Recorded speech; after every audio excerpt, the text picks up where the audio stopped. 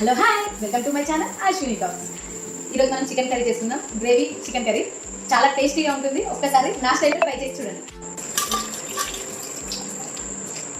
First chicken మనం మంచిగా కడుక్కోవాలి. ఫస్ట్ మనం ప్యాన్ పెట్టుకోవాలి, దాంట్లో ఆయిల్ వేసుకోవాలి. కొంచెం ఈ కర్రీకి కొంచెం ఆయిల్ ఎక్కువనే పడుతుంది.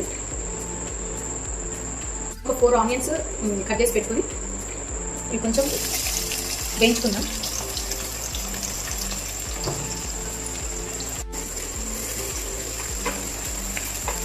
ఇది 50% వేగినాక ఇందులో మనం టమాటో వేసుకుందాం.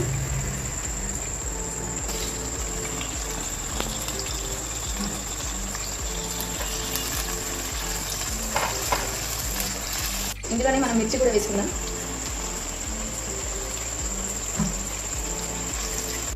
ఇది కొంచెం ఫ్రై అయిన తర్వాత ఇది ఒక ప్లేట్లో తీసుకొని అది చల్లారేదాకా ఉంచాలి. ఈ స్టైల్లో మీరు చికెన్ కర్రీ చేసి చూడండి. ఈజీ ప్రాసెస్, పెద్ద ఇంగ్రీడియంట్స్ కూడా అవసరం లేదు. టేస్ట్ మాత్రం హోటల్ స్టైల్లో వస్తుంది, చాలా బాగుంటుంది.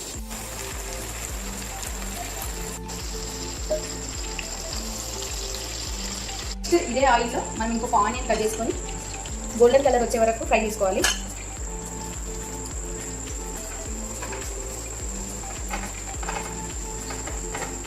ఆనియన్స్ గోల్డెన్ కలర్ వచ్చేలోపు మనం ఇంతకుముందు ఫ్రై చేసుకున్న ఆనియన్స్ టమాటో మిక్స్ చేసుకుందాం.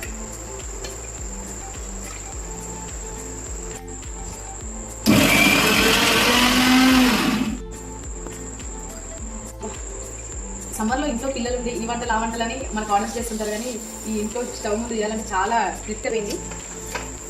మనం ఇది కూడా ఒక ప్లేట్ కూడా తీసుకున్నాం.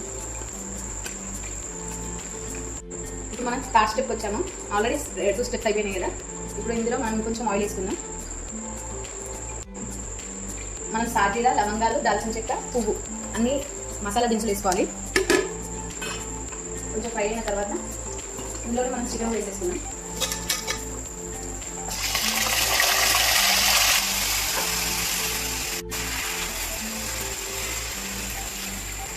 ఇప్పుడు మనం ఇందులో తగినంత పసుపు వేసుకోవాలి.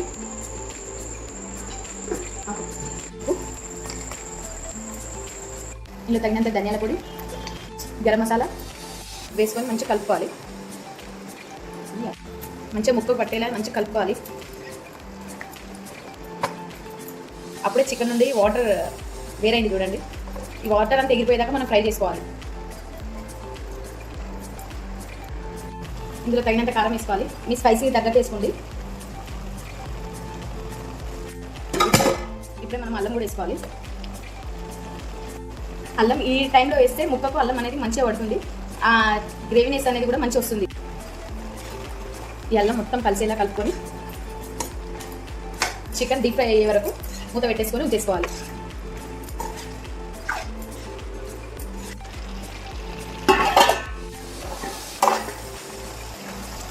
ఒకసారి మంచిగా కలుపుకుందాం.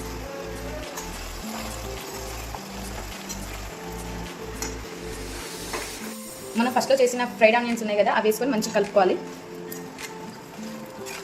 ఫ్రైడ్ ఆనియన్స్ వేయగానే స్మెల్ మాత్రం సూపర్గా వస్తుంది. ఒకసారి మనం చికెన్ని గమనించండి. మొత్తం చికెన్ మొత్తం దగ్గరకు వచ్చి డీప్ ఫ్రై అయినట్టుంది కదా. ఇప్పుడు ఈ గ్యాప్లో మనం ముందుగా మిక్స్ చేసుకున్న టమాటో మిర్చి పేస్ట్ని వేసుకుందాం.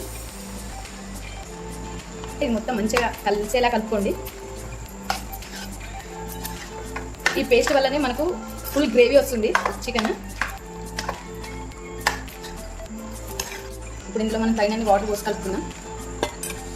వాటర్ పోసుకొని మంచిగా కలుపుకోవాలి.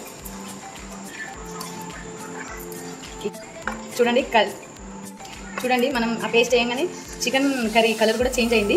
ఇప్పుడు దీన్ని బాగా కలుపుకొని మూత పెట్టేసుకుందాం. ఇప్పుడు ఇందులో మనం పెరుగు కూడా వేసుకుందాం. దీన్ని మంచిగా కలుపుకుందాం. చూడండి ఆనియన్ గ్రేవీ ప్లస్ పెరుగు వేసిన తర్వాత ఎంత బాగా వచ్చిందో గ్రేవీ. ఇప్పుడు మనం ఒక 5 మినిట్స్ మూత పెట్టేసుకుందాం.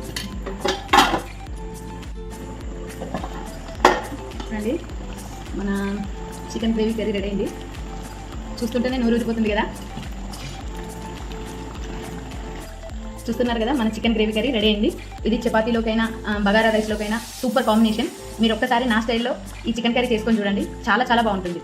ముక్క కూడా ఎంత బాగా ఉడికింది చూడండి. సాఫ్ట్గా అయిపోయింది పీస్ కూడా.